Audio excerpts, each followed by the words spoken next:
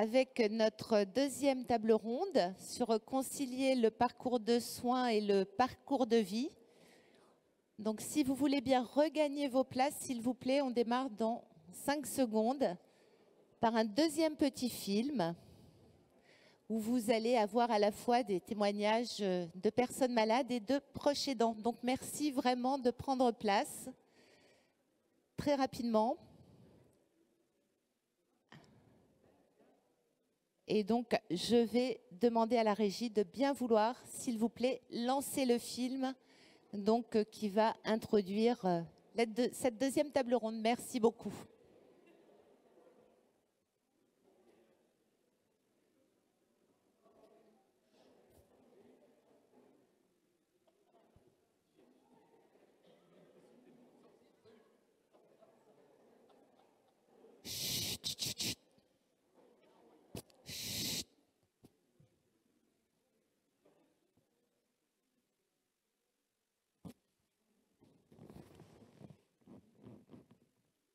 J'ai découvert la maladie par un concours de circonstances qui a fait que je me suis retrouvé devant un médecin qui a décelé des signes de la maladie d'Alzheimer. Et des signes que moi je ne connaissais pas. Ça, je ne pensais pas être atteint de cette maladie. On a vu plusieurs médecins, on a vu un psychiatre, on a vu un médecin qui se trouvait rue des Babours, on en a vu un autre, c'était la clinique Saint-François à Mavier. J'ai un traitement qui est prescrit par un médecin psychiatre de Mavier. C'est peut-être pas un psychiatre, je connais pas le nom. La spécialisation, c'est pas mon domaine des médecins. Et puis je suis suivi aussi par le médecin généraliste qui habite à Nogent-le-Fait. Le plus gênant, c'est de prédire l'avenir, qu'est-ce qui va se passer, comment ça va se passer. C'est ma femme qui en supporte, disons, une grande partie des conséquences, hein, parce que ça n'a pas être facile de vivre avec moi. J'en suis conscient.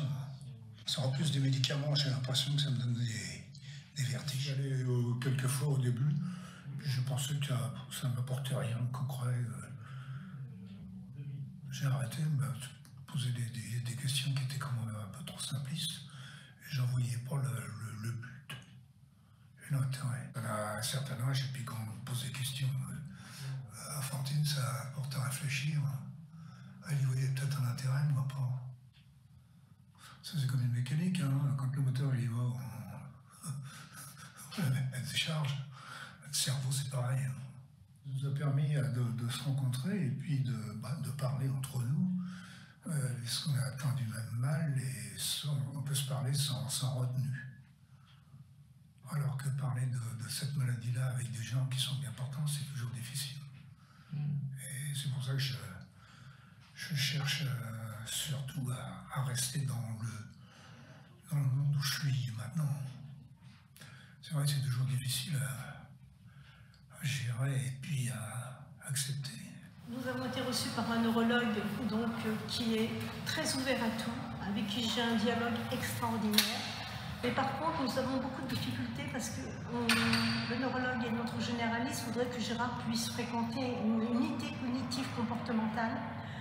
Mais celles que nous avons visitées ne conviennent pas du tout à Gérard car elles se trouvent en étage, effectivement avec une terrasse, mais terrasse inaccessible. Gérard est une personne qui déambule, il a besoin de respirer, il a besoin d'être en rez-de-chaussée avec un jardin. Donc les seules structures qui sont aujourd'hui donc faites pour lui se trouvent hors secteur, c'est-à-dire il y en a une dans le 95 qui est à l'hôpital Simone Veil à Aubonne et l'autre qui se trouve à l'hôpital Saint-Maurice dans le 94. Donc nous avons continuellement des refus. Et c'est surtout aussi pour les rendez-vous avec les professionnels, fait de l'orthophonie, de la kiné. Bon bah il m'arrive souvent d'annuler le rendez-vous parce qu'il dort.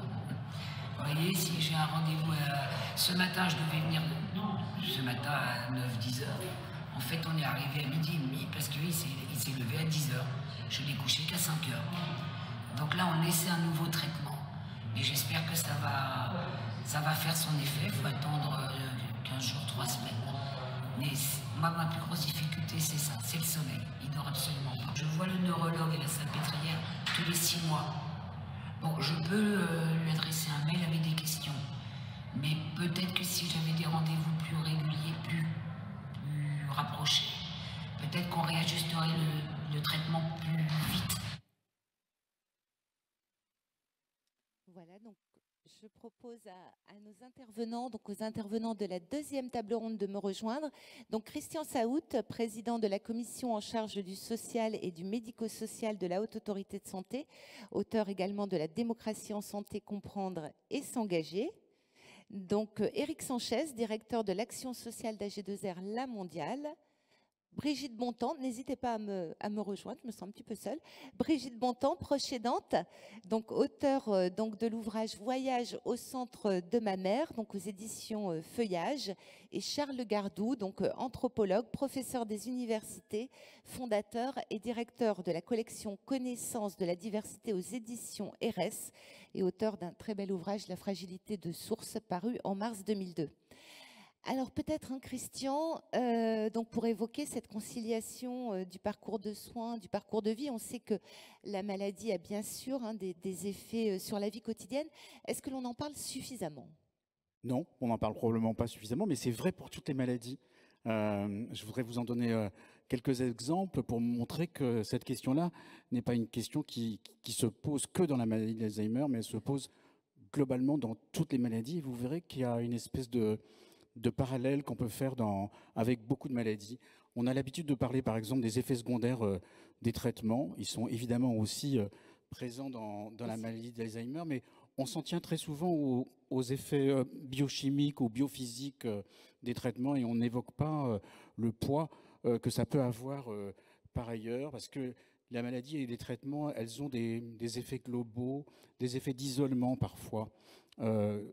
Certains troubles, certaines affections provoquent une envie de s'isoler de la part des patients et puis parfois des impossibilités à communiquer aussi avec son environnement et ça vous coupe d'une certaine vie sociale.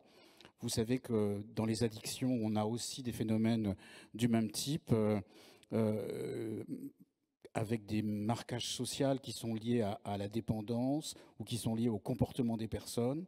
Vous savez aussi que certaines maladies provoquent des handicaps qui affectent les mobilités des personnes.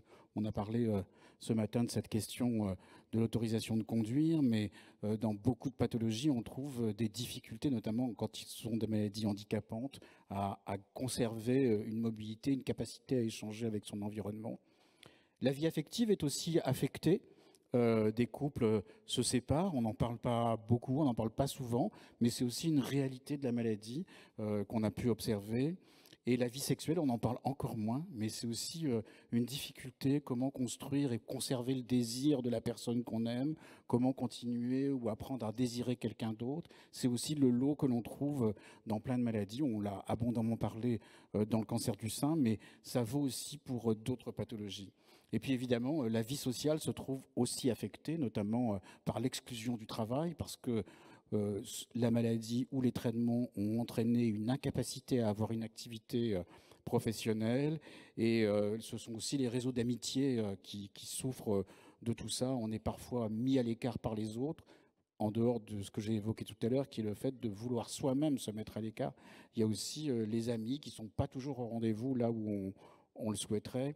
Et puis enfin, dans ces effets de la maladie, on parle beaucoup des effets de la maladie sur la personne, mais il faut aussi parler des effets de la maladie sur l'environnement. Et dans le petit film qu'on vient de voir, c'était assez bien décrit sur la charge mentale que provoque la maladie d'Alzheimer sur la personne qui accompagne. Donc ces manifestations de la maladie, elles sont multiples, elles concernent probablement toutes les maladies de façon différente, mais ce sont les mêmes enjeux, les mêmes fragilités et les mêmes problématiques qui ont lieu dans toutes les maladies. Et est-ce qu'un parcours idéal permettrait justement d'agir sur tous ces aspects de la vie quotidienne? Je pense qu'on est tous à la recherche du parcours idéal. On est tous à la recherche du parcours idéal, mais c'est difficile. Mais en même temps, il y a des choses qui pourraient aider. D'abord, on a un exemple dans la salle aujourd'hui, c'est quand même l'autosupport associatif. On voit bien combien ça aide les personnes. Ça aide et ça a un nom. Ça s'appelle dans les sciences sociales l'autosupport. Et il faut pouvoir le reconnaître aussi comme ça, le parler comme ça. D'ailleurs, je crois que quelqu'un dans la salle a parlé de technicité ce matin. Oui, il y a une technicité de l'autosupport, il y a des choses, il y a des valeurs, il y a des principes qui sont mis en avant, des modes opératoires qui sont mis en avant. Il faut pouvoir les identifier. Il faut probablement arriver à réduire l'errance thérapeutique. Alors, ce n'est pas un sujet que de la maladie d'Alzheimer, c'est aussi un sujet de la maladie d'Alzheimer. Mais en travaillant sur un dossier qui était celui des douleurs chroniques, je me suis aperçu assez récemment qu'on est aussi en moyenne autour de 5 ans d'errance thérapeutique. Et dans plein de maladies rares, on est à des chiffres comparables. Donc c'est un élément important. Il faut, pour un parcours idéal, réduire ces errances thérapeutiques.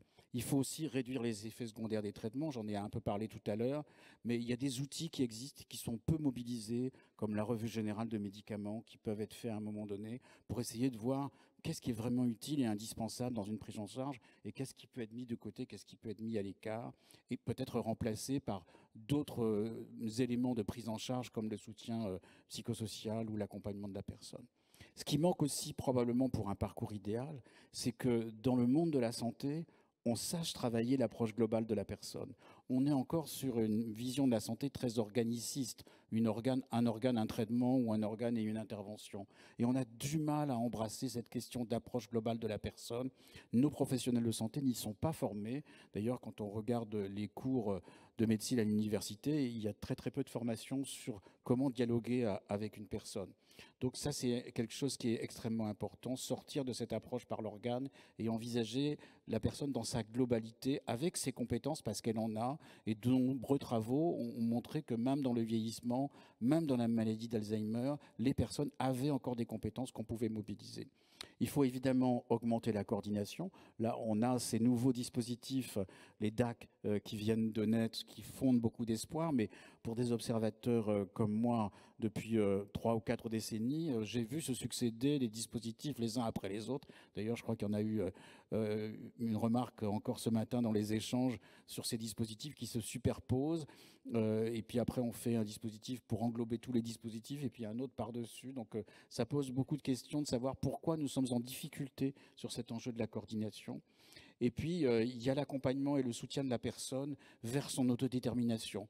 Je préfère parler d'autodétermination que d'autonomie parce que l'autonomie, au fond, c'est le choix d'une personne après qu'elle se soit déterminée. Parce qu'on peut aussi avoir dans sa vie envie d'être environné, d'être soutenu, d'être aidé, d'être accompagné.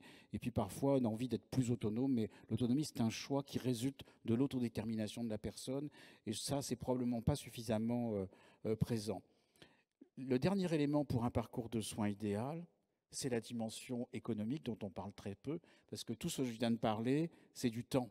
C'est du temps soignant, c'est du temps médical, c'est du temps associatif, et il faut à un moment donné pouvoir financer ça.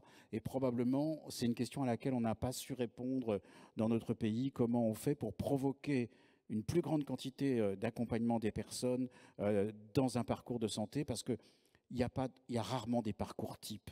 C'est un peu toujours du cousu humain, et il faut avoir du temps pour pouvoir tirer les fils, arranger les choses conformément aux vœux et aux attentes de la personne. Mais bon, on peut quand même espérer aller vers ce parcours idéal. Est-ce que vous y croyez? Quelles sont les conditions? J'y crois. Je pense que d'abord, on a essayé plusieurs fois de le faire, hein, avec...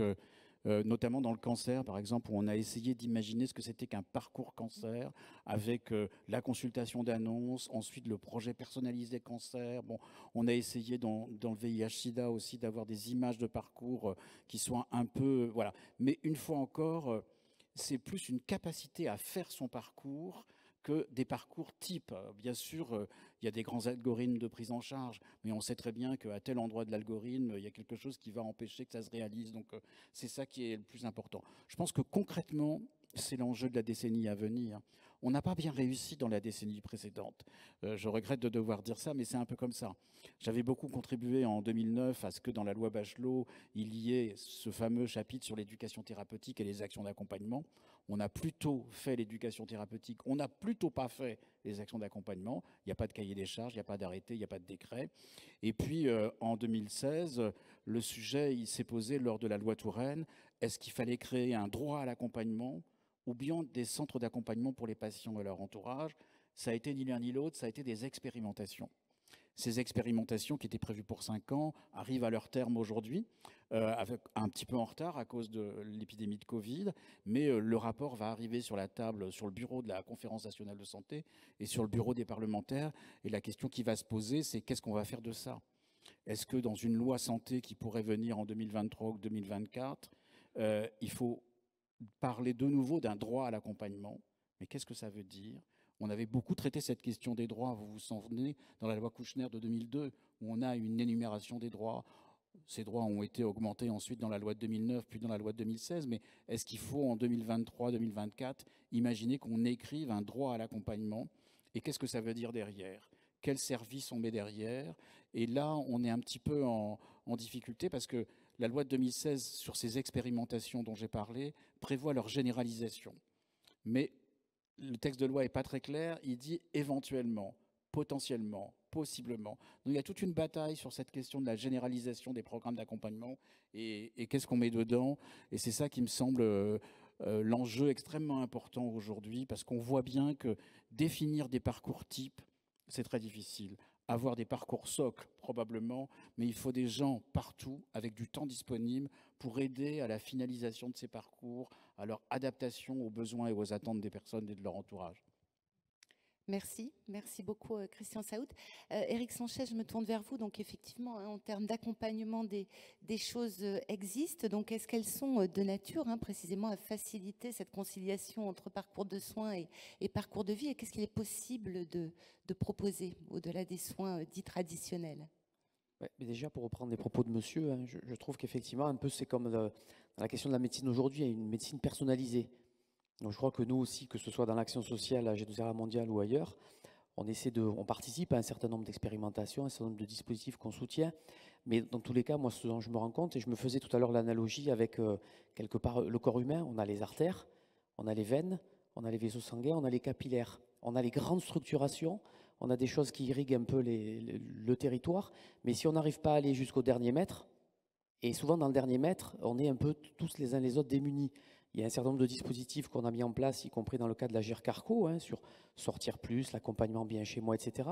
Aujourd'hui, on arrive à un seuil, ou un plafond de verre, qui est non pas le financement de l'activité en elle-même, mais les professionnels qui peuvent irriguer le territoire pour le mener.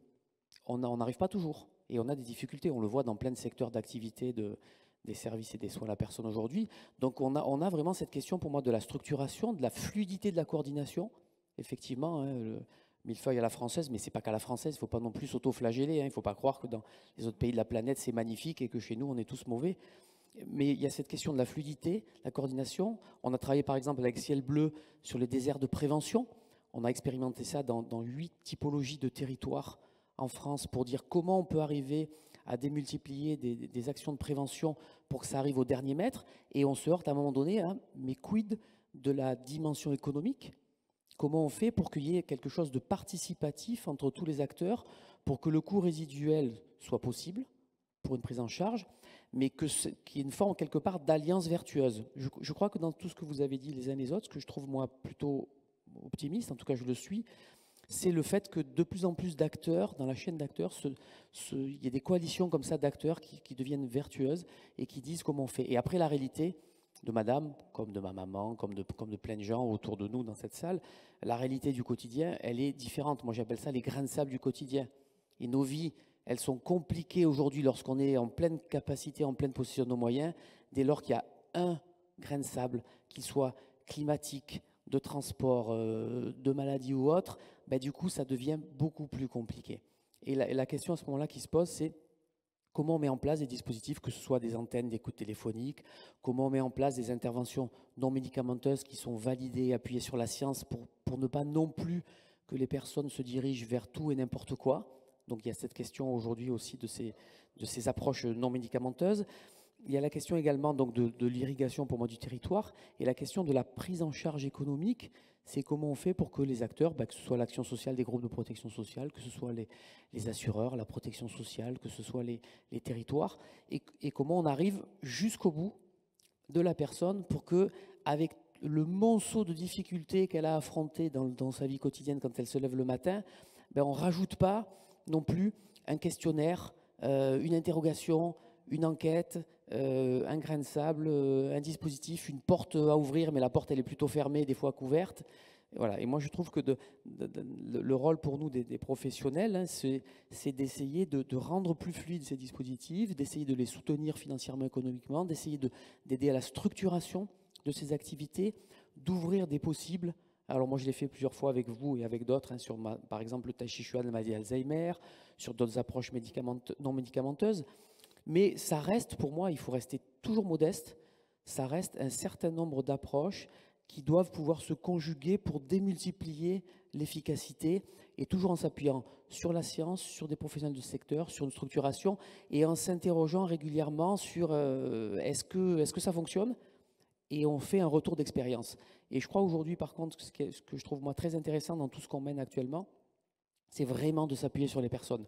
Elles ont un savoir expérientiel qui est fondamental, et c'est vrai que vous l'avez dit dans les études médicales, peut-être moins aujourd'hui qu'avant, c'est vraiment ce côté, je dois m'appuyer absolument sur la personne, je dialogue avec elle et je prends en compte ce qu'elle est, ce qu'elle vit, et pas simplement j'arrive là, j'ai ouvert mon livre, je le sais, et je lui dis comment elle doit vivre et ressentir, et ce qu'elle doit ressentir. Ben non, la personne, elle ressent absolument ce qu'elle doit ressentir, donc il faut absolument s'appuyer là-dessus et avoir cette alliance vertueuse.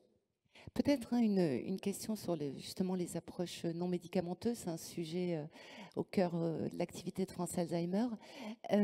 Voilà, comment est-ce que vous évaluez leur disponibilité? Est-ce qu'elles sont disponibles partout sur le territoire? Et où est-ce qu'on en est de l'évaluation? On a l'impression que là, quand même, on progresse en termes d'évaluation scientifique. Alors nous, on travaille pas mal. Par exemple, je prends un exemple avec la chaire Active Aging, excusez-moi pour cet anglicisme, c'est l'Université d'Aix-Marseille, où on a financé un certain nombre d'évaluations scientifiques. Je reviens vraiment toujours à cette question de l'évaluation scientifique sur ces approches. Et on travaille aussi, c'était peut-être une question que vous vouliez me poser, sur le numérique et sur les nouvelles technologies. L'idée, moi, c'est pas c'est bien, c'est mal, peu importe, c'est est-ce qu'on peut les évaluer? Et du coup, on est en train de tester à travers des approches numériques, un robot de téléprésence ou d'autres choses, non pas en se disant c'est pas terrible, c'est en se disant dans certaines situations, est-ce que ça peut être utile? Quelle est la motivation des personnes? Quel est leur degré d'acceptabilité? Et on a été assez étonnés, on a utilisé en fait, entre guillemets, comme une opportunité, l'épidémie de Covid pour tester cette question de l'appropriation du numérique, de nouvelles technologies. On a été assez surpris, mais agréablement surpris par une forme d'appropriation quelque part dans l'urgence rapide des personnes.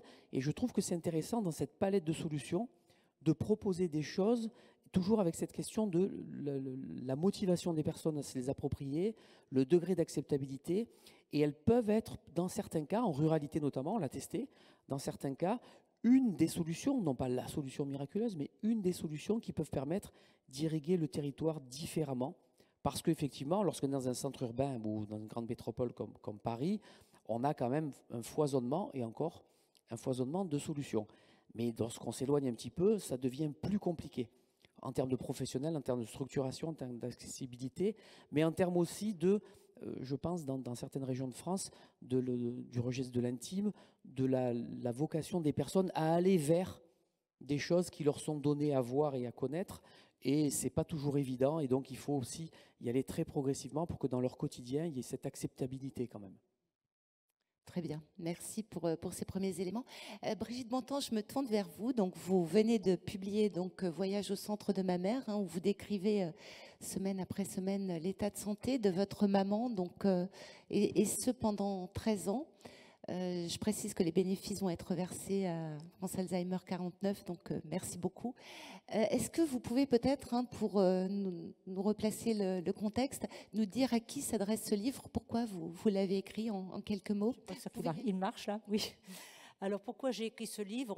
Je dirais en premier lieu, peut-être pour moi, humblement pour moi au départ, pour m'aider à mieux supporter ce qui était vraiment très difficile pour moi dans l'évolution des symptômes de ma maman, qui en fait était une personne agréable, très douce, et qui petit à petit j'ai vu se transformer et devenir extrêmement agressive, et physiquement et verbalement.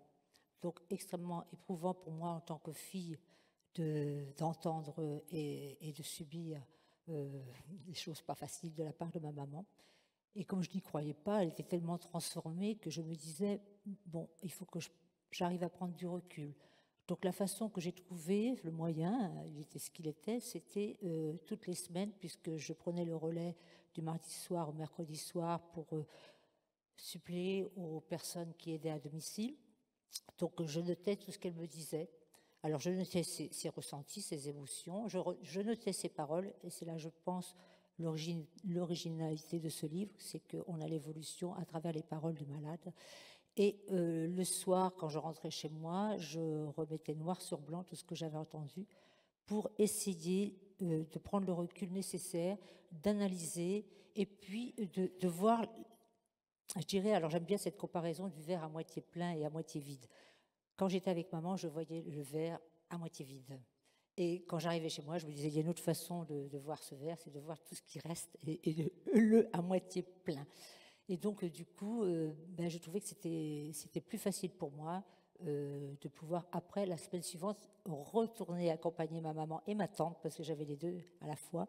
J'avais une tante qui n'avait pas d'enfant et qui s'était beaucoup occupée de moi quand j'étais petite fille, et je me sentais redevable. Je me sens souvent missionnée, d'ailleurs, pour faire les choses. Et donc, du coup, ma tante venait avec moi s'occuper de maman. Elle était dans un état à peu près identique, mais sans aucun symptôme d'agressivité. Donc, du coup, ça apaisait quand même. Et j'avais envie de répondre à la dame qui, ce matin, posait une question, parce que je trouve que ça fait aussi partie de l'accompagnement, en disant que sa maman était dans le déni de la maladie.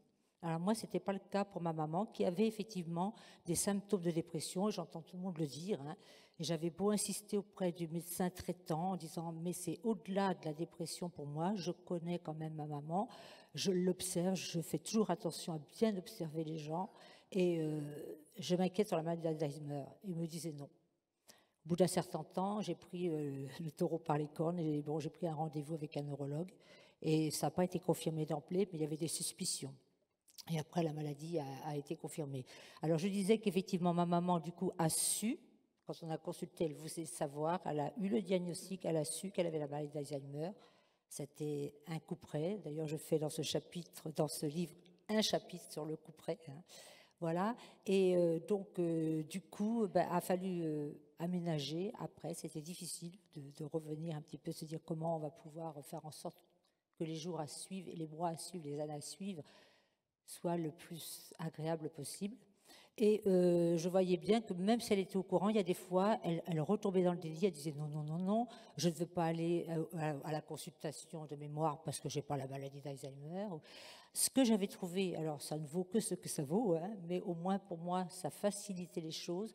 Je lui disais, mais tu sais, moi j'ai des soucis de mémoire, je me rappelle, je prenais à ma charge, je faisais comme si c'était moi qui étais concernée par le problème de dents. Aller chez le dentiste, c'était infernal. Donc j'ai très mal aux dents, il faut que j'aille me faire soigner. Bon, j'ai des problèmes de mémoire, il faut que j'aille consulter. Et du coup, maman m'accompagnait.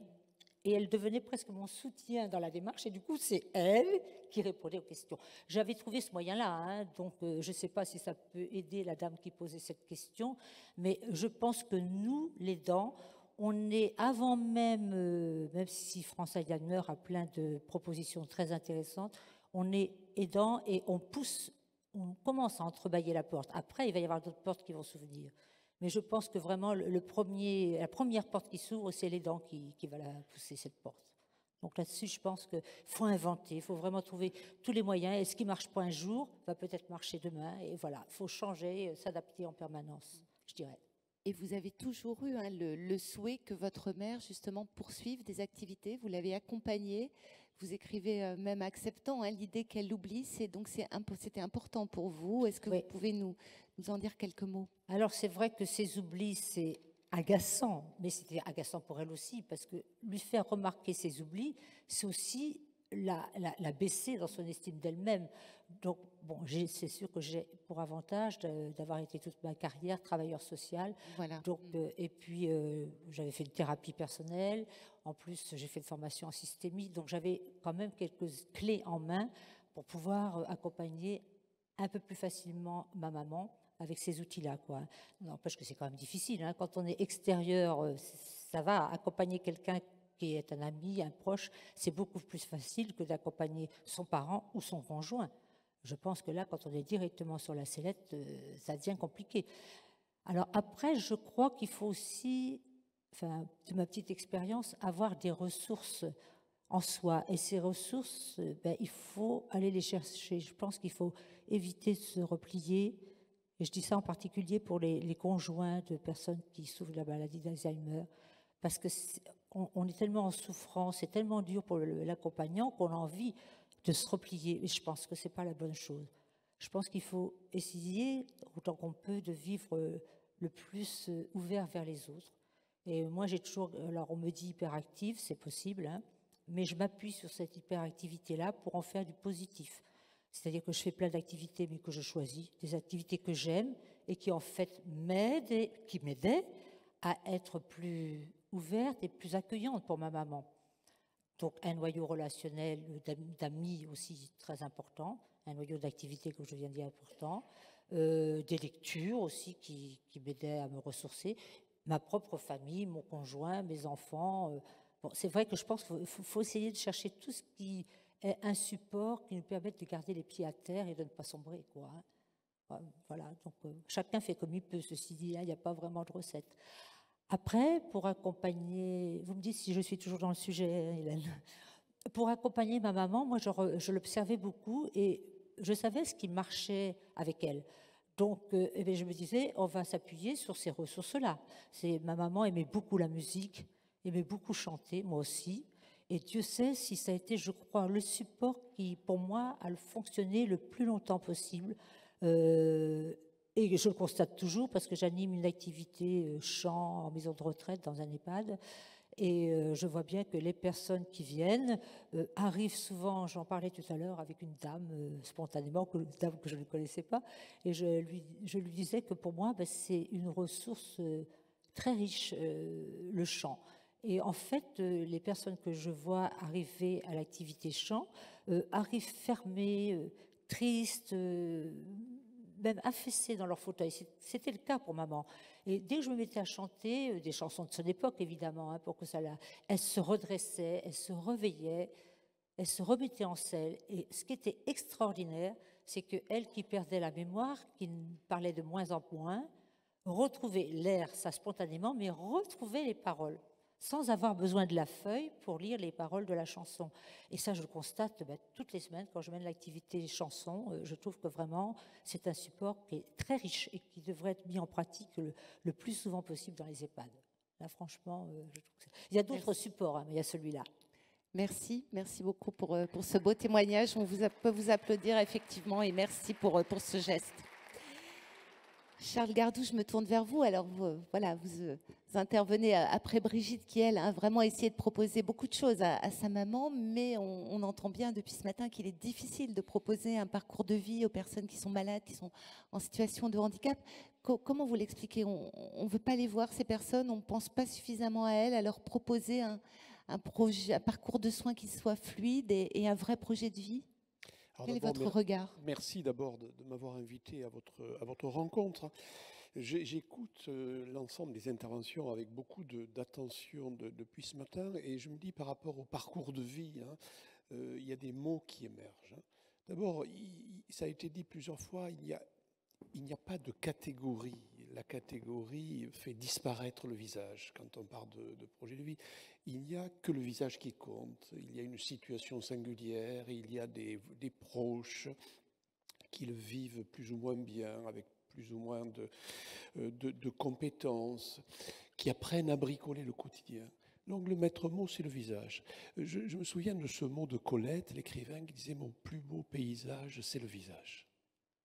Et quand on parle de maladie, quand on parle de handicap, on a trop tendance à faire disparaître les visages sous la catégorie. C'est-à-dire que dans notre société, peut-être une société qui est aujourd'hui très déconcertée, très déconcertante, on se dit qu'on a encore des yeux, mais peut-être plus de regard. Et c'est peut-être ça la vraie question. Et on ne peut pas penser un projet de vie sans ce regard sur la personne qui est le plus essentiel qui soit. Deuxième chose qui m'est venue à l'esprit en écoutant, c'est la question dans notre culture de la confusion autour des mots. Notre culture s'est imaginée qu'il n'y avait qu'une forme d'expertise, ou quelques formes d'expertise, qui invalidaient les autres. C'est oublier le sens premier du mot expertus en latin, qui veut dire celui qui éprouve, celui qui fait l'expérience d'eux. C'est ça le sens du mot expert. Et notre culture qui se dit, quand il y a trop de proximité, il y a un risque de perte d'objectivité, de scientificité. On a éloigné cette expertise première, qui est l'expertise du dedans, l'expertise de l'intérieur, l'expertise en première personne, qui est insubstituable. Tolstoï, dans une scène des Cosaques, disait de soldats fraîchement officiers, devenus officiers, fraîchement sortis de formation, ils sont savants, mais ils ne savent pas. Et tout ce que j'entends ce matin, c'est aussi cette distinction entre expliquer et comprendre. C'est essentiel dans les sciences humaines. Expliquer, ça suppose une extériorité, et elle est nécessaire. Mais comprendre, c'est la capacité de prendre avec soi, de faire soi, pour le comprendre de l'intérieur. C'est une erreur. Alors évidemment, notre culture, elle est belle, elle est digne, hein, comme toutes les cultures du monde, mais elle commet des erreurs successives. Et c'est une grave erreur d'avoir éloigné ce savoir du dedans, sous prétexte qu'il n'était pas scientifique. Et ce que j'entends aussi, troisième réflexion depuis ce matin, c'est l'idée que dès qu'une fragilité, une blessure du corps ou de l'esprit advient, on a tendance alors à réduire la personne à ses seuls besoins. Elle devient uniquement une nécessiteuse. Mais ça maintient la vie biologique, mais ça fait disparaître le sentiment d'exister. On peut cesser d'exister avant d'avoir fini de vivre, parce qu'on ne reconnaît plus ce désir fondamental qui est celui d'exister. Vivre, ça exige d'être alimenté. C'est des besoins organiques, c'est l'autoconservation, mais ça ne suffit pas. Et ce qui nous fait disparaître, c'est justement cette non prise en compte du désir, de l'envie, de l'attente, souvent dans des pétillements inaperçus, qu'on ne sait pas voir. Donc peut-être, dit-on, tout a disparu chez lui parce qu'on ne sait pas le voir. Et peut-être, dit-on, on ne peut pas l'évaluer, il est inévaluable parce qu'on ne sait pas l'évaluer. Et entendre ce qui se disait depuis ce matin, je me demandais si, culturellement, hein, et comme disait Derrida, on est tous coupables et responsables, et moi plus que les autres, hein, je me disais cet empilement de sigles, de dispositifs mal articulés, n'est-ce pas une fuite finalement devant ce qui est devenu un peu notre incapacité de se mettre à proximité? Et ça nous fait penser quelquefois qu'un certain bon sens peut disparaître dans les sociétés qui se sont surspécialisées. À propos de notre société, vous avez écrit dans votre dernier ouvrage, je vous cite, « À refouler la fragilité, on l'intensifie. C'est vrai pour un individu comme pour une société. Or, la nôtre a fait sécession avec elle en s'égarant dans des idéaux de toute puissance. » Comment vous en êtes venu à ce constat et est-ce que c'est un constat récent ? Alors j'ai consacré ce livre dont vous parlez et j'ai souhaité l'intituler « La fragilité de source ». Pour moi, ça a beaucoup de sens. Hein. C'est que nos vies sont telles que dès qu'elles adviennent, elles sont déjà assez avancées pour mourir. Notre première fragilité, c'est la mortalité. Et même sommeillant, cette fragilité de source coule du début à la fin. Alors on essaie, vous et moi, de nous en divertir, de dire c'est les autres qui sont atteints de la maladie d'Alzheimer, d'un syndrome, etc. Mais cette fragilité, c'est la nôtre. C'est la nôtre. Elle inonde certains au moment de leur vie, et puis d'autres un peu moins. Mais elle est permanente. Et paradoxalement, c'est elle qui nous unit. Ontologiquement, elle nous unit. La fragilité, c'est notre lien natif. La force nous divise, la fragilité nous réunit. Et qu'est-ce que je veux dire par là? C'est que nos sociétés très productives, compétitives, corrosives, tentent de faire croire que c'est la force qui nous sauve. Non, la force nous divise, la force nous fragmente et la fragilité nous réunit. Et la considérer et l'accompagner nous régénère. Alors j'ai l'impression d'être complètement à contre-culture. Et d'aucuns diraient, il ne s'agit pas de s'en louer, de s'en réjouir que nous soyons fragiles. Il s'agit de le constater. Et on voit bien aujourd'hui qu'on donne à penser, moi je travaille aussi auprès de personnes en situation de handicap, très gravement atteintes parfois, comment la fragilité est de mauvais ton. Il faut se montrer fort, puissant, parler haut et fort. L'humilité des vies, à qui nous devons beaucoup, n'intéresse plus. Alors on a beau dans les discours surfaits et coquets dire la fragilité, notre priorité. Ce n'est pas la priorité. Ce n'est pas la priorité. Donc on la refoule. Et on a été rappelé vivement à l'ordre par la Covid-19 qui est venue faire une moisson parmi nos vies.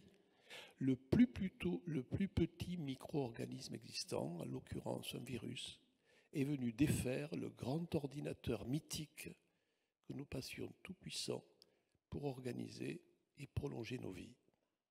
C'est un rappel. Et aujourd'hui, il y a des courants comme le transhumanisme, le posthumanisme qui se disent la vie va être éternelle, on va changer chaque organe par des systèmes robotiques, plus de maladies, plus de vieillesse, plus de mort. La mort de la mort. C'est le rêve. La mort de la mort. Mais voilà, voilà la fragilité chemine avec nous. Et on voit bien qu'en la refoulant, il y a un risque d'assèchement et de déshumanisation. Et de considérer que les plus fragiles sont des poids inutiles sur la terre. C'est risqué. C'est risqué parce que ce n'est pas le visage d'une humanité tel qu'on la veut. Alors tout à l'heure, on a parlé de pessimisme ou d'optimisme. Question, en tout cas, dans mes propos, je pose pas en ces termes. C'est la question d'être réaliste. Est-on autorisé encore aujourd'hui à regarder en face sans être classé optimiste ou réaliste? Est-ce que c'est devenu une stratégie que de passer au large des réalités sous prétexte que ça classe d'un côté ou de l'autre? Faut-il fermer les yeux sur ce qui se joue autour de nous sous prétexte que ça rassure notre conscience et que ça rend nos discours plus doux? Ou faut-il s'y les confronter? Il y a beaucoup de solitude autour de la maladie. Moi, j'en rencontre autour du handicap, c'est des solitudes fortes qui se creusent, des incompréhensions, des galères tous les jours pour les personnes, les parents. Faut-il les occulter dans les réunions publiques et ailleurs, sous prétexte qu'elles nous dérangent? C'est une vraie question. Et j'avais peut-être une dernière question, c'est quel regard vous posez sur le monde associatif, hein? Vous avez entendu la force de France Alzheimer. Heureusement que France Alzheimer est là, effectivement, pour ouvrir les portes, pour accompagner. Donc, comment vous définiriez cette force, peut-être? Quand on reprend l'essence même du mot association, socius, s'associer, c'est-à-dire faire société. C'est ça notre défi aujourd'hui, faire société. Claudel, dans une pièce qui date, je crois, d'il y a à peu près 110 ans, il s'appelle L'Otage, disait ceci: je regarde autour de moi et je ne vois plus de société entre les hommes. Je vois plus de société entre les hommes. Et on voit comment l'association, c'est faire société, c'est faire communauté de sort. Dans le champ qui est le vôtre, France Alzheimer, et puis il y a tant d'associations qui, finalement, on se dit que dans une société que l'on veut participative, démocratique, on dit inclusive, pour l'opposer à une société exclusive. Moi, je ne parle pas d'inclusion. Pour moi, le mot ne fait pas sens. Il ne s'agit pas de mettre dedans, surtout si c'est pour exiler à l'intérieur.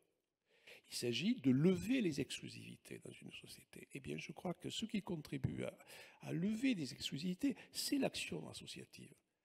Parce que rien de durable, d'utile, de précieux dans la vie humaine ne se fait sans s'associer. On est fait pour s'associer. Et paradoxalement, on a beaucoup de difficultés à le faire.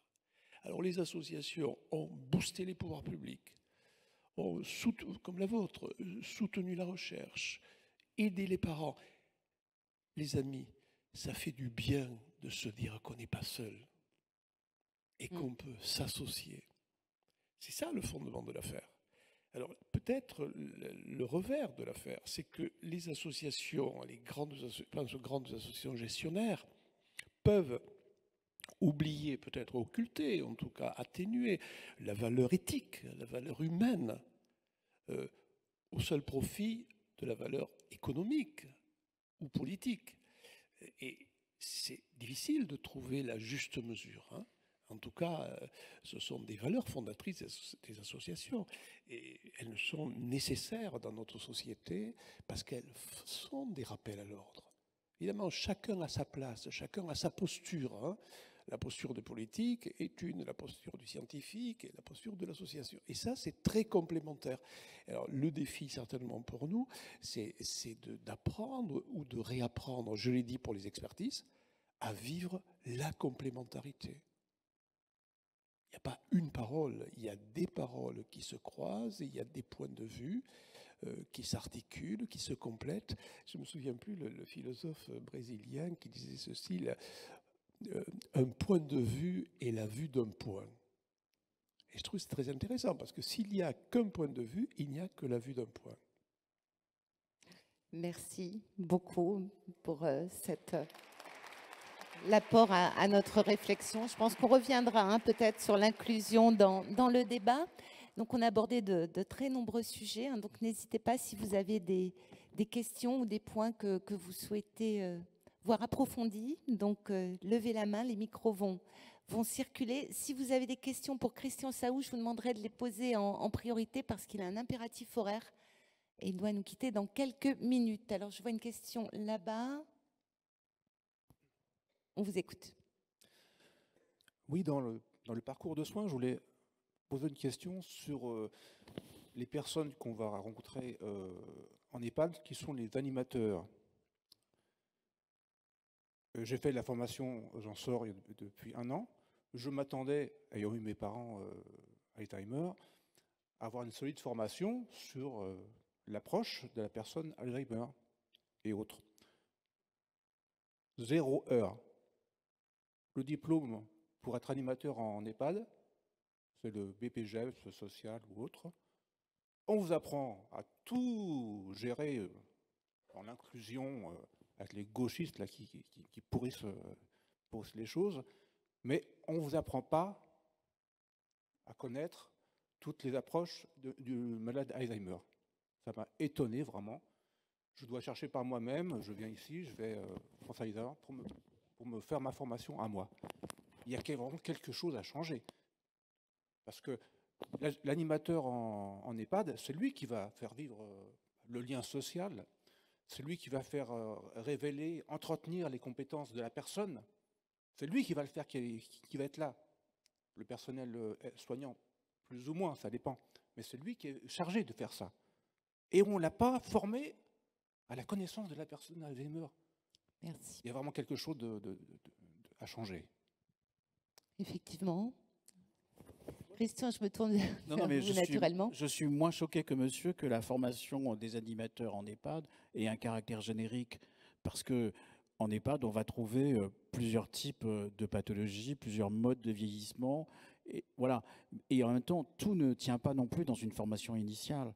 Si on devait, dans cette formation initiale, parler de toutes les maladies du vieillissement, probablement on n'y ferait que ça et on oublierait l'acquisition des autres compétences. Donc, je pense que vous pouvez personnellement le regretter, mais quand on anime une formation d'animateur en EHPAD, c'est d'abord avoir des compétences d'adaptation à l'ensemble des situations. Non, je sais très bien, mais je sais très bien que en vous répondant ça, vous alliez me dénier que j'avais raison de le dire. Mais c'est une position personnelle. Je pense moi aussi profondément que, si vous voulez, moi-même, j'ai été animateur socioculturel quand j'étais jeune. J'avais à l'époque des sabots suédois et des cheveux longs. Je ne les ai plus. Mais je n'étais pas formé à toutes les difficultés sociales de tous les quartiers qui existaient. On avait une formation générique à l'animation de projets socioculturels. Donc voilà, je crois beaucoup. Voilà, ça n'empêche pas d'avoir une culture ou une formation sur telle ou telle maladie, mais peut-être que les responsables d'établissement aussi ont une mission à former les gens qu'ils mettent en place dans ces établissements quand ils correspondent à des catégories. C'est vrai que s'il y a un établissement qui est plus particulièrement dédié à la maladie d'Alzheimer, c'est aussi à la charge de l'employeur de former les personnels qu'il recrute. Mais vous avez une opinion différente de la mienne. Merci beaucoup. Alors, une autre question, madame? Oui. Alors, ce n'est pas une question, en fait, c'est pour répondre à monsieur. Moi, je suis directrice d'EHPAD, effectivement. Je suis présente avec ma psychologue.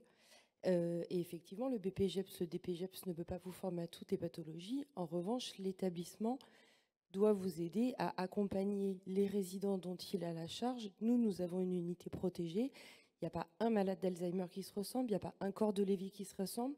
On a 16 résidents qui sont accueillis et il y a finalement autant d'accompagnement dans la maison qu'il n'y a de résidents. Donc la formation générique, de toute façon, ne vous permettrait pas d'arriver au sein d'un EHPAD et de vous dire, voilà, je me positionne de telle ou telle façon, puisque de toute façon, alors j'entends, monsieur, votre désaccord et je vous vois rebondir, mais je persiste. Il y a autant de malades d'Alzheimer dans une maison de retraite qu'il n'y a d'accompagnement. Il y a autant de malades de Charcot qu'il n'y a d'accompagnement. Il y a autant de corps de Lévy qu'il n'y a d'accompagnement. Et c'est véritablement à nous, effectivement, directeurs d'EHPAD, à vous accompagner. Mais l'animateur n'anime pas seul l'EHPAD. L'animation, c'est l'affaire de chacun d'entre nous au sein de l'établissement. C'est une équipe. L'animateur ne fait pas seul vivre la maison, mais tous ensemble, on fait vivre la maison. Et je crois que c'est ainsi qu'on devrait tous se positionner. En tout cas, je vous invite à venir nous voir, monsieur. Merci. Et voilà. Vous pouvez passer le micro juste devant vous. Voilà, merci beaucoup. Oui, la réponse en complément, on a bien conscience de ça. C'est pourquoi que France Alzheimer a un institut de formation. Et à l'intérieur de ça, vous avez des formations qui complètent les formations initiales que vous pouvez avoir. Donc, il y a une réponse au sein de France Alzheimer. Merci beaucoup. Est-ce qu'il y a une autre question ou demande d'intervention? Oui, je vois une main se lever dans le fond. Merci beaucoup.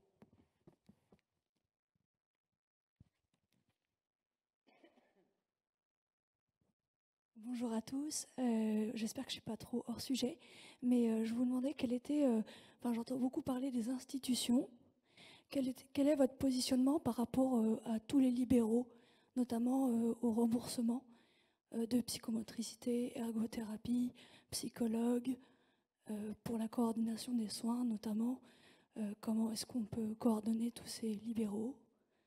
Enfin voilà. Il y a des dispositifs de coordination de la médecine libérale avec les pôles de santé qui ont été mis en place il y a une quinzaine d'années maintenant, les pôles de santé de médecine ambulatoire, les pôles de santé libéraux, les maisons de santé aussi pluriprofessionnelles où parfois on rencontre une offre qui est structurée collectivement. Alors c'est vrai que c'est une difficulté pour la médecine de premier recours qui est souvent en exercice isolé. Il faut bien reconnaître que dans d'autres pays, on a à peu près 20% de médecine de premier recours qui est en exercice coordonné. L'essentiel, et c'est vrai en exercice isolé, et ça pose des difficultés de coordination parce que cette coordination n'est pas rémunérée dans l'exercice isolé. Donc ça, c'est une vraie difficulté. Mais là aussi, je ne sais plus qui disait tout à l'heure, il ne faut pas trop se flageller de ce qu'on a réussi ou pas réussi. Je crois que c'est M. Sanchez. Mais oui, voilà, on essaie de... Notre système de santé est un système multifactoriel avec des positionnements professionnels très diversifiés, avec une plasticité, une facilité pour les uns et les autres d'aller d'un endroit à un autre du système de santé. C'est tout l'inverse du système anglais, qui est un système, lui, très, très intégré, très coordonné. Les deux systèmes ont leurs avantages et leurs inconvénients, et on voit qu'aujourd'hui, notre pays pousse quand même plus vers les exercices coordonnés, même si on n'est pas encore arrivé à aller au-delà de 20% d'exercices coordonnés. Merci beaucoup. Éric Sanchez, en complément. Oui, un élément de réponse. Nous, dans le cadre de l'action sociale, par contre, on est amené à financer régulièrement, alors sur l'examen d'une situation sociale individuelle, la prise en charge justement de ces soins un petit peu hors parcours coordonnés. On le fait régulièrement dans le cadre justement de l'appui aux aidants pour les personnes atteintes de la maladie d'Alzheimer. Donc ça, voilà. Vous avez, après la difficulté, c'est toujours pareil, il y a tout un tas de dispositifs qui existent. La difficulté, c'est comment on l'apporte à la connaissance des personnes. Donc effectivement, là, il y a vraiment tout un travail qui est à faire. C'est se questionner son institution de retraite complémentaire, sa mutuelle, sa caisse de prévoyance, sa mairie, le CCAS, les associations telles que France Alzheimer et d'autres. Voilà, il y a tout un tas de choses quand même qui existent pour pallier à ces carences. Merci beaucoup. Est-ce qu'il y a une autre question? Oui, allez-y. Dans la suite de ce qui vient d'être dit, comment l'activité physique et le sport, dont on sait qu'ils ont un impact sur les connexions neurologiques, sont pris en charge? Alors je m'excuse, peut-être que vous en avez parlé, mais je suis arrivée en retard, j'avais d'autres choses. Et ça, c'est ma première question. Et la deuxième question, je représente l'AFRT, l'Association française pour la recherche sur la trisomie 21. Trisomie 21 dont vous savez sans doute qu'il y a une incidence de pathologie d'Alzheimer beaucoup plus fréquente que dans la population générale. Et là aussi, on a parlé d'inclusion. Est-ce que ces personnes sont incluses avec les autres personnes atteintes de maladie d'Alzheimer? Merci et merci pour votre panel magnifique. Je ne suis pas capable de répondre à la deuxième question, madame, parce que je ne la connais pas suffisamment bien, mais sur la première partie, la Haute Autorité de Santé a rendu une série de recommandations sur le sport adapté, pathologie par pathologie. Donc, il y a une fiche qui couvre ce domaine-là. La difficulté à laquelle on se heurte, c'est la faible prescription par les médecins de premier recours ou par les médecins même spécialisés. Je pense que cette dimension-là de la part que peut occuper le sport dans la réhabilitation d'une personne, dans sa reconstruction, dans l'aménagement, sa capacité à aménager sa vie quotidienne, elle est trop méconnue. Et puis, en bout de course, il reste la prise en charge de ces actions de sport adaptées, la prise en charge financière qui n'est pas toujours en face de la prescription. Donc ça, c'est une vraie difficulté. Et il faut saluer certaines mairies qui font des efforts. J'ai vu que vous étiez dans le 49 et à Angers, il y a notamment une maison sport et santé qui existe. Ça existe dans quelques villes et qui permettent de dédier des actions de sport adapté pour les personnes. Donc c'est un grand bénéfice qu'on peut en tirer. En tout cas, les recommandations de bonnes pratiques professionnelles existent, la possibilité de le prescrire existe et la prise en charge, elle est plus compliquée financièrement. Parfois, pour certains budgets, c'est difficile. Absolument. Éric Sanchez, là aussi, Oui, une activité encouragée. Alors c'est vrai qu'on parle parfois rapidement du médicament du 21e siècle, hein, qui est intéressant, l'activité physique adaptée, hein, pas simplement le sport. Comme le professeur disait, le sport, quand on est jeune, c'est la compétition, c'est la performance. Quand on est plus âgé, on est dépassé par les autres. Donc l'activité physique adaptée, c'est important de se dire, ça permet de se projeter dans l'avenir et de dire qu'on a la capacité à faire encore des choses. Donc ça, c'est très intéressant. Pour moi, ça viendra aussi, et monsieur l'a dit, d'une impulsion aussi du politique. Il faut absolument que dans cette chaîne vertueuse, que moi j'appelle de mes voeux depuis pas mal d'années, tous les acteurs puissent travailler parce qu'il y a, à chaque étape, il y a des choses qui peuvent être faites. Et on voit bien dans la structuration que les médecins, ils ne se sont pas tellement emparés de cette situation-là parce qu'on a parfois peut-être un peu trop médicalisé la question de l'appropriation. Et la personne qui vient vous voir, moi je discute avec beaucoup de copains médecins, la personne qui vient vous voir, elle vient vous voir parce qu'elle a besoin de conseils, etc. Elle n'a pas besoin qu'on sorte totalement des fiches pour sa pathologie petit a, petit b, prime ou tierce, peu importe. Elle a besoin qu'on lui apporte des solutions. Et la solution, elle viendra souvent de l'hyper-proximité. Des acteurs de terrain qui connaissent le tissu local, qui savent faire appel à telle ou telle association, tel ou tel organisme, vont pouvoir proposer une solution de proximité, une solution réaliste, une solution de terrain, une solution pour la vie quotidienne de la personne. Donc pour nous, vraiment, cette chaîne vertueuse, elle est celle-là. La grande structuration, les grands acteurs, mais aussi irrigation du territoire avec des opérateurs en capacité de faire des choses là où vous êtes, là où vous vivez. Merci. Sur la question sur la trisomie 21, je propose peut-être qu'on la pose cet après-midi dans le cadre de la table ronde recherche, sauf s'il y a une volonté de répondre dans la salle, mais peut-être pas effectivement à cette tribune. Est-ce qu'il y a une autre question? Oui.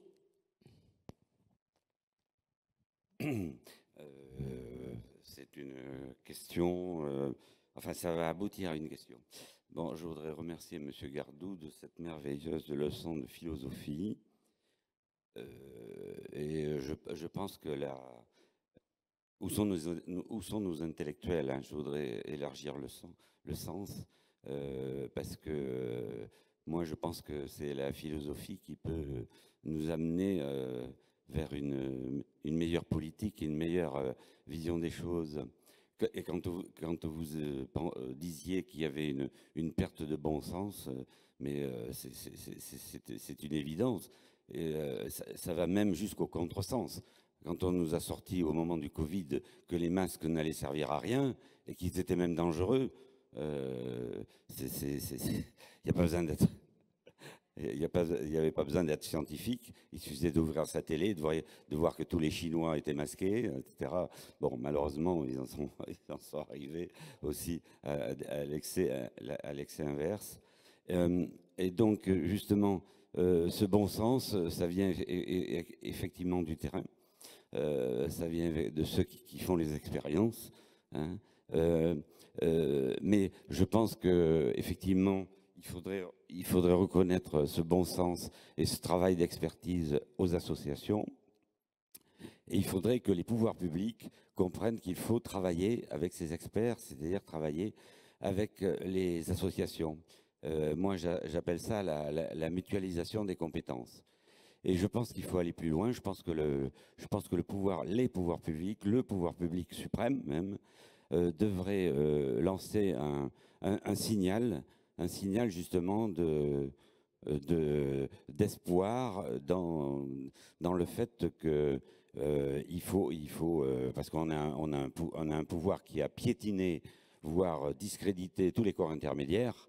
Hein, et je pense qu'il faudrait qu'il y ait quelque chose, non seulement nous portons quelque chose qui vienne d'en bas, mais il faudrait qu'il y ait un signal fort qui vienne d'en haut pour dire que il faut s'intéresser et il faut faire participer les associations dans toutes les strates des pouvoirs, hein, qui soient décentralisés, etc.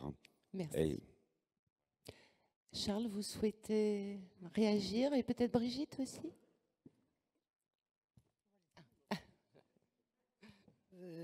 Je ne sais pas d'ailleurs trop quoi répondre à cette question. Peut-être justement par rapport à votre expérience, France Alzheimer. J'imagine que si vous reversez les bénéfices de votre ouvrage, c'est que ça vous a aidé, accompagné, que là aussi... Oui, oui, et puis je pense que ça peut aider. Bien évidemment, ça m'a aidé, mais je pense que ça va surtout au-delà. C'est surtout pour aider les familles, pour aider les accompagnants, pour leur donner quelques petites clés sans prétention de comment parvenir à communiquer avec son malade. Et pour aider aussi le corps médical qui se trouve souvent en situation de marasme, un peu seul, manque de personnel bien souvent. Donc je pense que savoir qu'on n'est pas tout seul dans une galère, ça aide souvent à mieux supporter le fait d'être dans la galère. Donc voilà, je pense que tout ça, je voulais le dire, je ne l'ai pas dit tout à l'heure, mais c'est effectivement, ça coule de source, comme vous disiez, ou ça, comme vous disiez, sa source, j'ai beaucoup aimé l'expression. Fragilité de source. Voilà. Non, mais vous avez eu une expression que j'ai trouvée très belle, mais bon, je ne sais pas la redonner. Par rapport à ce que vous disiez, monsieur, je veux bien réagir. Moi, il me semble que nous sommes, comme je disais tout à l'heure, façonnés par une culture. Hein. Cette culture nous donne une forme, une vision des autres, une vision du monde, des fragilités, de l'avenir aussi. Et notre culture nous a appris la séparation. Hein, le blanc, le noir, les jeunes, les vieux, etc. Pour avoir vécu plusieurs années en culture maori, en Océanie, je me suis rendu compte comment ça m'avait façonné moi aussi, et que je découvrais d'autres façons d'être à l'autre et d'être au monde. Donc on a une forme culturelle. Et cette forme culturelle nous amène, on a beaucoup parlé de silos, de séparation ce matin. Et ça, c'est une première caractéristique. La deuxième caractéristique de la forme que nous avons ensemble, c'est que nous pensons que rationnel et sensible sont opposés. Si on a une vision sensible, on serait à l'encontre du rationnel. Or, c'est une vision culturelle, ce n'est pas le sensible qui s'oppose au rationnel. Ce qui s'oppose au rationnel, c'est la sensiblerie, le sentimentalisme. C'est autre chose. Mais dans la raison, il y a une part de sensible, parce que la raison, elle passe par un humain. Et il y a le sensible sait des choses que la raison ignore. Et si on ne les prend pas en compte, on a une raison métallique.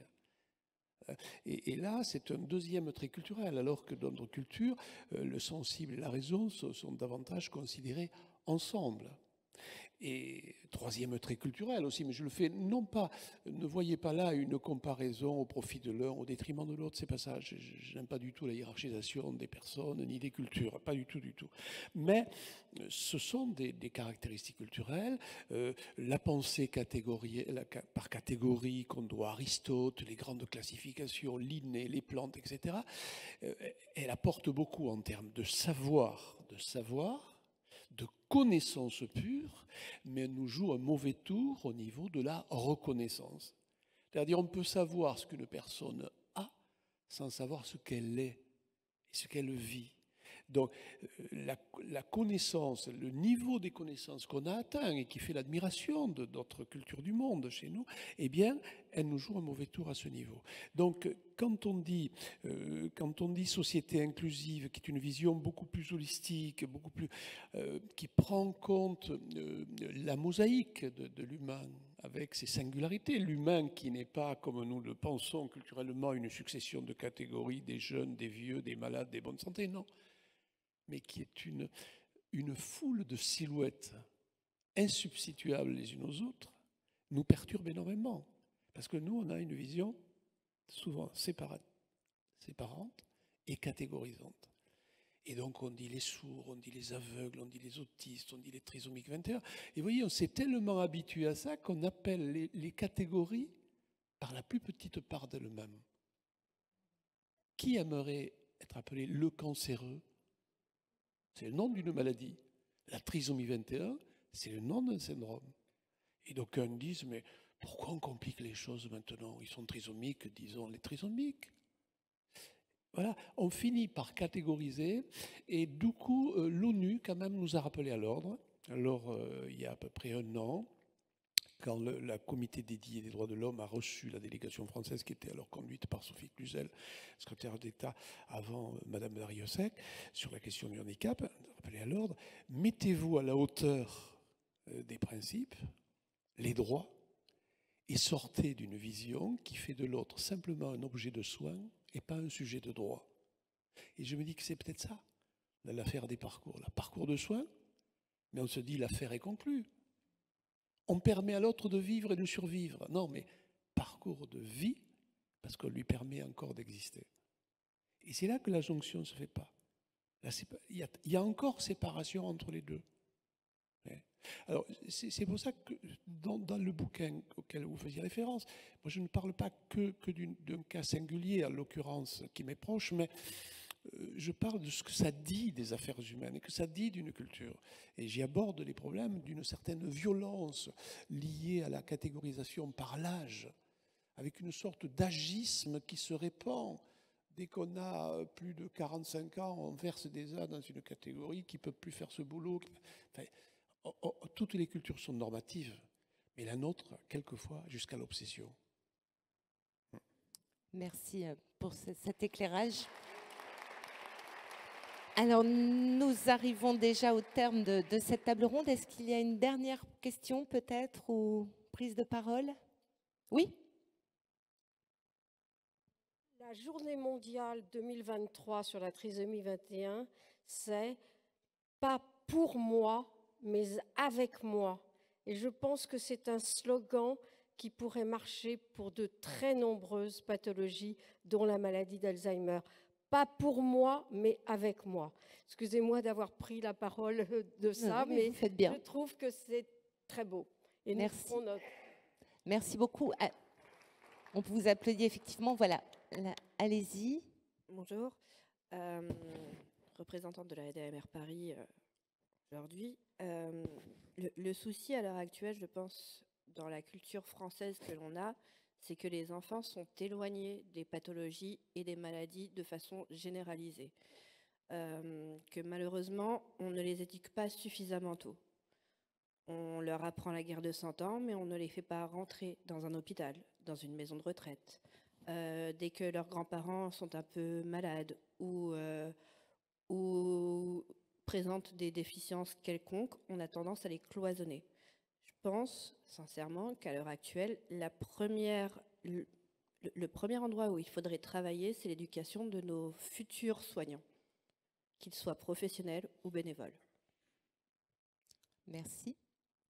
sais pas si ça appelle un Oui, commentaire. moi je Charles. veux bien rebondir sur ce que vous dites, parce que ça c'est vraiment un fait culturel dont on ne se rend plus compte, parce qu'on est pris dans ce substrat qui nous a vu naître, qui nous a vu nous développer. Mais c'est vrai que quand on fait un pas de côté, on se rend compte comment notre culture a occulté, éradiqué, ou voudrait éradiquer la vieillesse, la mort, l'imperfection.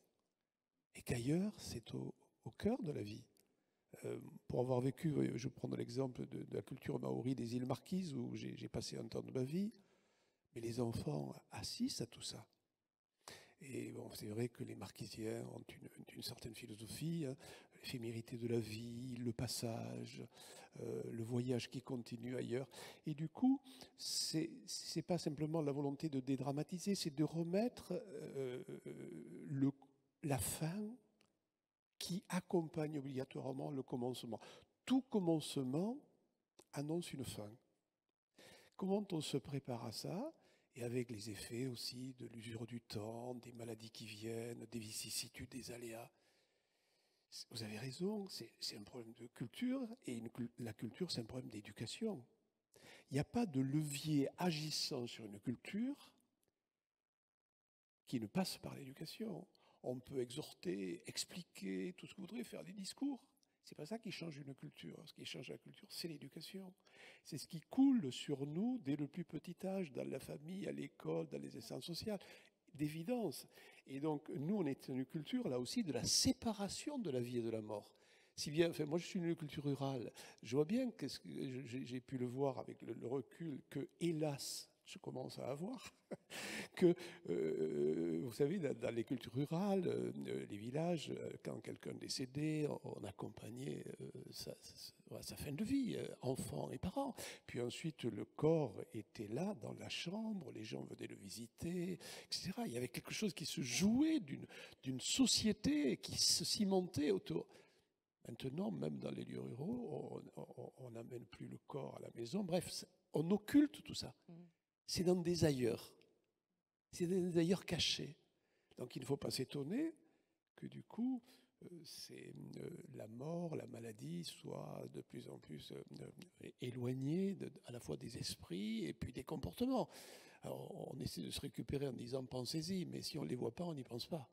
C'est sûr. Hein, c'est quand même un peu paradoxal. Monsieur le Président, vous souhaitez intervenir? Je me mets debout parce que je voulais répondre à madame qui a parlé des jeunes, qu'on n'associe pas les jeunes. Je voudrais qu'on parle de temps en temps des choses positives. Moi, je vais vous parler de ce que je connais. Mes enfants, mes petits-enfants, en CM1, CM2, avaient des correspondantes dans l'établissement de l'EHPAD. Et ça, j'ai 77 ans, je peux encore lire Tintin l'année prochaine. Et mes enfants, déjà à l'époque, ils participaient. Je pense que de temps en temps, il faut parler des initiatives intéressantes et que tout n'est pas forcément négatif. Je me rappelle une anecdote, mon fils aîné m'avait fait intervenir à l'école pour qu'on change de correspondant parce que son correspondant trichait au domino. Donc vous voyez qu'il y a des choses qui sont des fois des clins d'œil, mais qui sont aussi positives. Mais d'ailleurs, on voit dans les EHPAD en général travaillent beaucoup avec les écoles maternelles, font venir les petits-enfants dans les EHPAD parce que ça amène de la joie. Et moi, ça, je l'ai constaté aussi auprès de ma maman. À chaque fois que je venais le mercredi la voir quand elle était en EHPAD, accompagnée de mes jeunes petits-enfants, quand ils étaient petits, hein, où on me disait, tu te rends compte, tu emmènes des enfants dans ce lieu-là et tout. Eh bien, je ne regrette pas parce que d'une part, ça leur a permis de voir leur arrière-grand-mère. Et elle était tellement contente, ma maman, quand elle voyait ses petits, elle ne savait pas que c'était ses petits-enfants, elle ne se rappelait pas, mais elle était contente de voir de la jeunesse, de l'allant, et puis lui donner la main. Alors c'était assez curieux de voir, en général, c'est l'adulte qui donne la main au petit-enfant pour le conduire un peu plus loin, et là c'était l'inverse, c'était les petits-enfants qui étaient très fiers de conduire leur arrière-grand-mère au bout du bout, puisqu'elle errait et qu'elle tournait plutôt d'ailleurs, il n'y avait pas vraiment de bout, mais c'était très beau cette image du petit qui accompagne la personne âgée et démente. C'était vraiment, moi j'ai trouvé ça une très belle image, hein.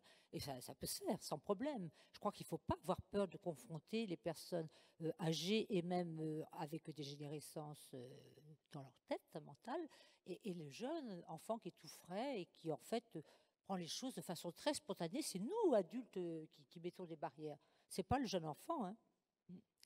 Merci. Merci à vous trois. Christian est parti. C'était une table ronde passionnante. Donc, merci encore.